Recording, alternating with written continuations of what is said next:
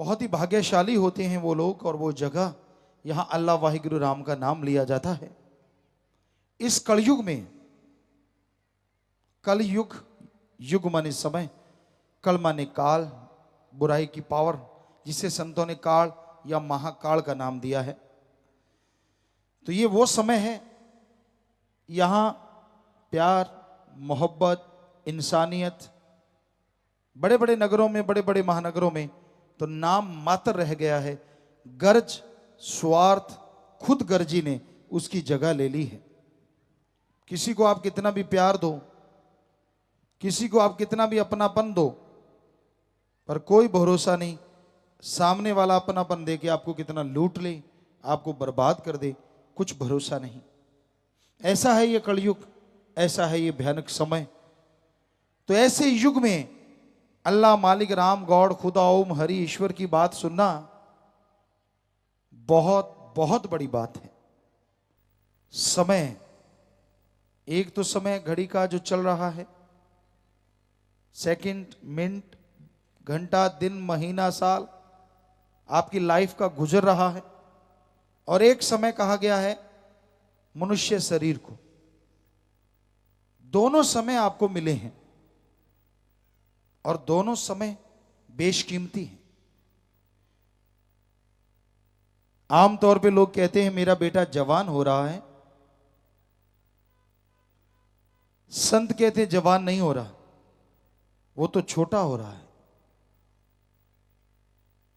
हर कोई कहता है नहीं अब तो बड़ा हो गया तू, संत कहते नहीं छोटा हो गया। अब सच किसकी बात को कहें? चलो आप देखते हैं दोनों में क्या सच्चाई है। मान लीजिए एक आदमी की उम्र 70 साल है, वो 20 साल का हो गया, फिर 30 का। लोग कहते हैं तू बड़ा हो गया, संत कहते नहीं छोटा हो गया, क्योंकि पहले 50 बकाया थी, अब 40 बाकी रह गई है। हकीकत तो यही है, जो सेकंड, मिनट, घंटा, दिन, महीना, साल गुजरता है आपकी कुल उम्र में से कम हो रहा है। आप मानो ना मानो, समय नहीं रुकेगा, वो अपनी रफ्तार से चलता जाएगा और एक दिन समय के साथ आपको भी चलना होगा, यहां से जाना होगा। आपके मानने ना मानने से कोई फर्क पड़ने वाला नहीं है। पहले तो ये हकीकत आपको पता होनी चाहिए कि ये सच है कि यहां जो कुछ भी नजर आता है नाशवान है। जो कुछ नजर आ सकता है वो सदा रहने वाला भी हो सकता है, और वो है ओम हरि अल्लाह परमात्मा और उसकी भक्ति, इबादत। वो ऐसी है कि वो कभी नाश नहीं होती। प्रलय आई, महाप्रलय, प्रलय त्रिलोकी का खात्मा हुआ, महाप्रलय ब्रह्म तक खत्म हो गया। लेकिन अल्लाह वाहिगुरु ओम हरि का नाम पहले भी था, आज भी है और आगे भी रहेगा। ये कभी खत्म नहीं हो सकता।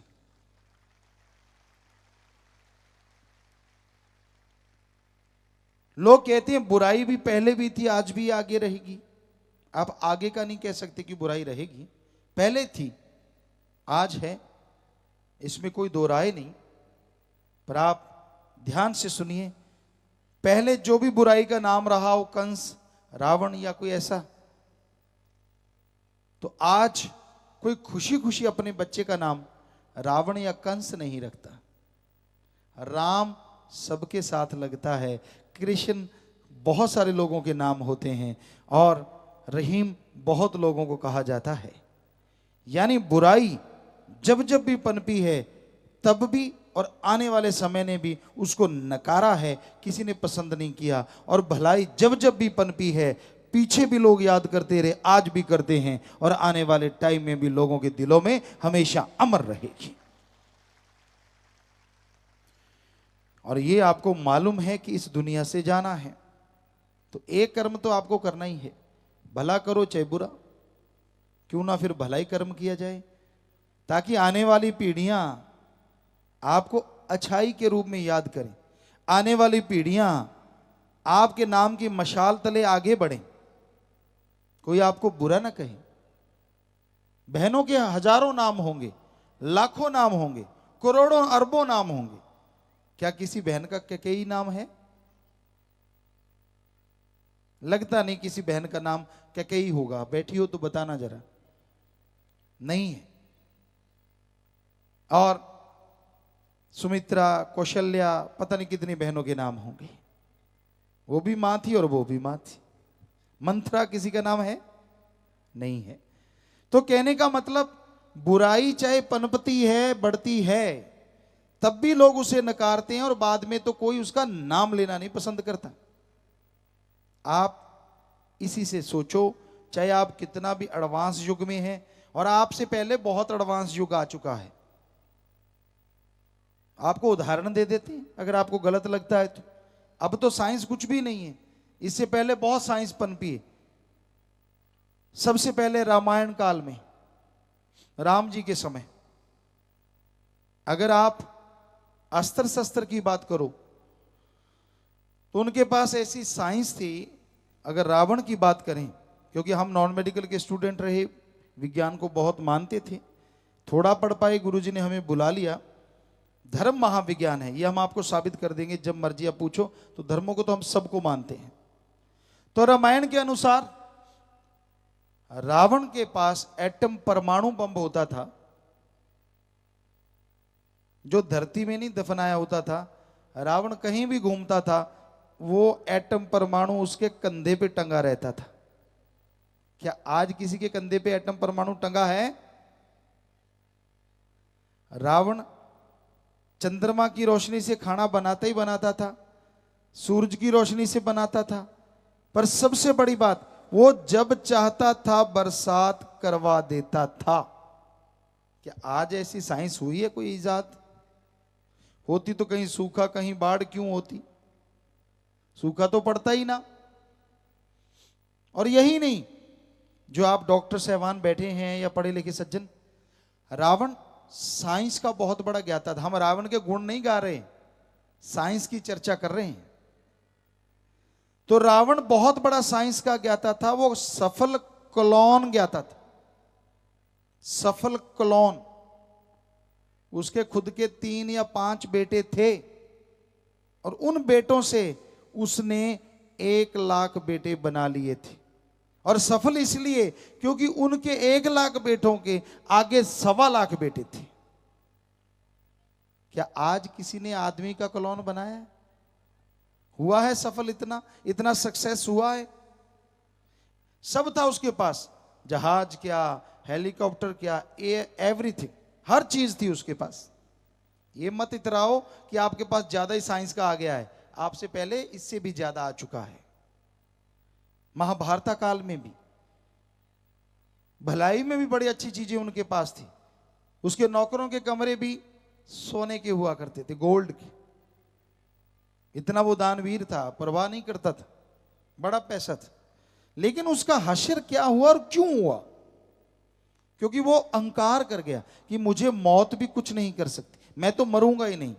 तो 1 लख पूत 1.25 लाख नाती, तै रावण घर दिया ना बाती। एक बच्चा नहीं बचा जो दिया बत्ती कर सके। ठीक है, आप में गुण हैं, बहुत ही बढ़िया, माशाअल्लाह, बहुत अच्छी बात है। आप गुणवान हैं, आपके पास पैसा है, अच्छा घर है, परिवार है, बच्चे हैं, बहुत बढ़िया। शुक्राना करो ईश्वर का, अहंकार ना करो, क्योंकि अहंकार को मार हमेशा पड़ती आई। जिसने अहंकार किया वो माटी में मिल गया। दीनता रखो, नम्रता रखो। और हमारे धर्म कहते हैं मेहनत की करके खाओ, जितनी मर्जी कमाई करो, कोई नहीं रोकता संत। हिंदू धर्म की बात करें तो हमारे अवतार श्री राम जी, श्री कृष्ण जी, वो भगवान के अवतार ही नहीं थे, बल्कि राजा महाराजा थे। पर उन्होंने बचपन में गुरुकुल में सारी आश्रम की खेती खुद करी, पशुओं को खुद चराया, वन से लकड़ियां बींद के लाते, गुरु मां के लिए, आश्रम के लिए खाना बनाते, गुरु को गुरु माँ को खिलाते, उनके पांव दबाते, उनके सोने के बाद सोते, जागने से पहले जाग जाते। इसलिए हमारे हिंदू धर्म में लिखा है कड़ा परिश्रम करके खाओ और ईश्वर का नाम लो। सिख धर्म के गुरु सहवान सभी ने करके खाया, इसलिए उन्होंने लिखा दसा नौआं दी किरत करो ते वंड के शको। इस्लाम धर्म के पैगंबर मोहम्मद साहब सारी जिंदगी करके खाया, इसलिए उन्होंने लिखा कि मुसलमान भाइयों के लिए कि हे भाइयों, हक हलाल की रोजी रोटी खाओ और अल्लाह की इबादत में टाइम लगाया करो।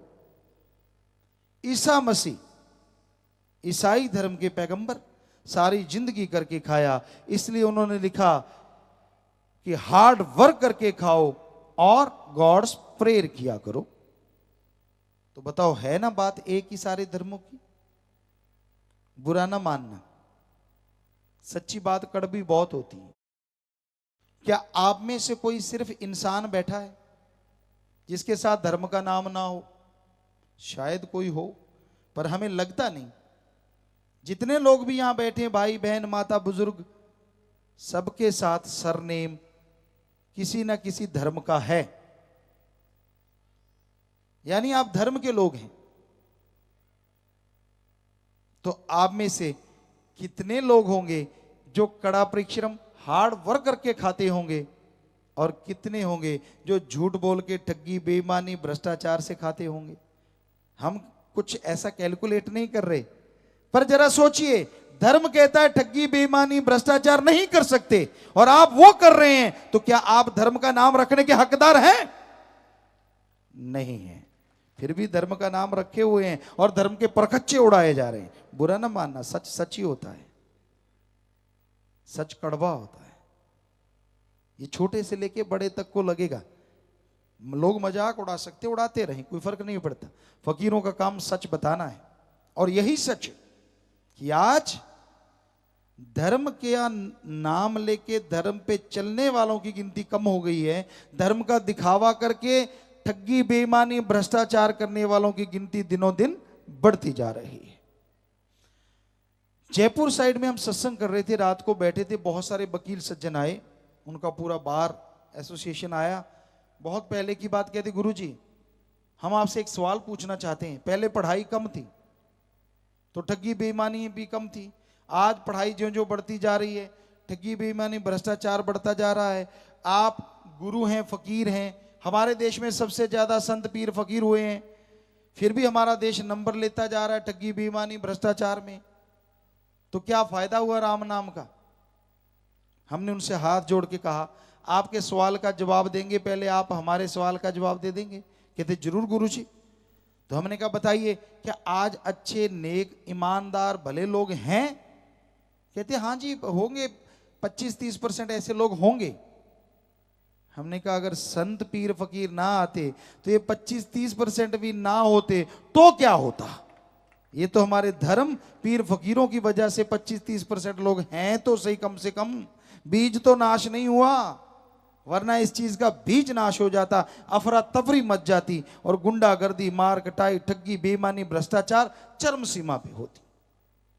उन्होंने एग्री किया, वाकई तो धर्म ना तो लड़ना सिखाता है, ना नफरत करना, ना मार काट मचाना। धर्म सिखाता है, धर्म मतलब धारण कर लो, जोड़ना तोड़ना नहीं। इंसान को इंसान से जोड़ो, इंसान को अल्लाह वाहिगुरु राम से जोड़ो, इंसान को अच्छाई से जोड़ो, बुराइयां से नाता तोड़ो, ये सिखाता है धर्म। तो आप अपना काम धंधा करते रहें, भले कर्म कीजिए, नेक कर्म कीजिए, लेकिन अपने व्यवहार के सच्चे बनो। ठगी मारना, बेईमानी करना, बुरे कर्म करना, ज्यों ज्यों इंसान के दिलो दिमाग में बसते जाती हैं ये चीजें, त्यों त्यों वो अल्लाह राम मालिक से दूर होता जाता है और उसके अंदर कमियां ही कमियां आती चली जाती हैं।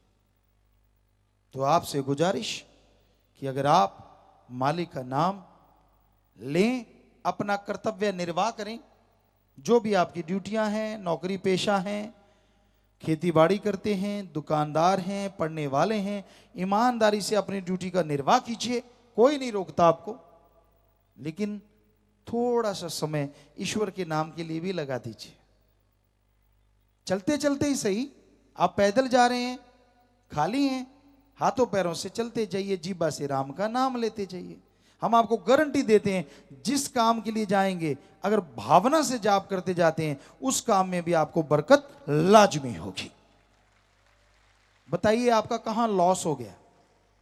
वरना तो आप बस में बैठे हैं, गाड़ी में बैठे हैं, इधर देख ले ये कैसा, उधर देख लिया वो कैसा, मेरे पास ऐसा नहीं, मेरे पास वैसा नहीं, जलते जाएंगे, भूनते जाएंगे, होगा क्या?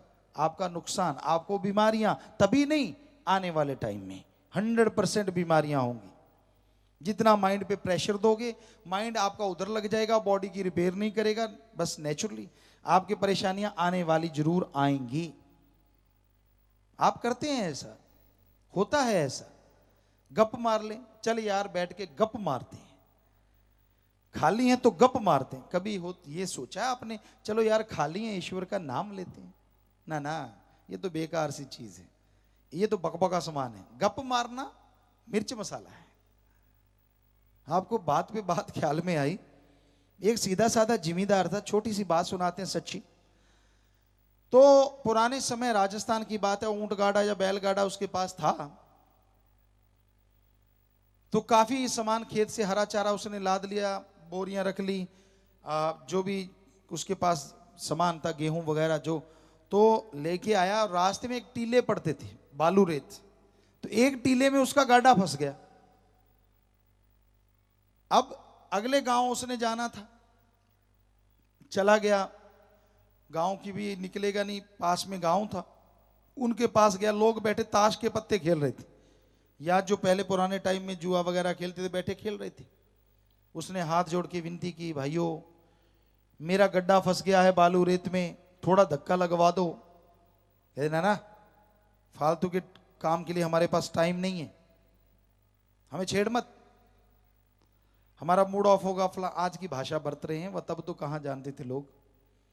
तो वो कहने लगा, नहीं आप प्रार्थना है, मैं बहुत मजबूर हूं, बड़ा दुखी हूं, अगले गांव जाना है। किसी ने नहीं सुनी। फिर उसका दिमाग में आया, सच तो बोली, अब गप मार के देख लेते हैं, कुछ करके देखते हैं जुगाड़। कहने लगा ठीक है आपकी मर्जी, मेरी बात सुनो। सारे ध्यान से सुनने लगे। कहता मर्जी आपकी, मैंने आपको एक चीज दिखानी थी। कहने लगे हैं, क्या दिखाना था?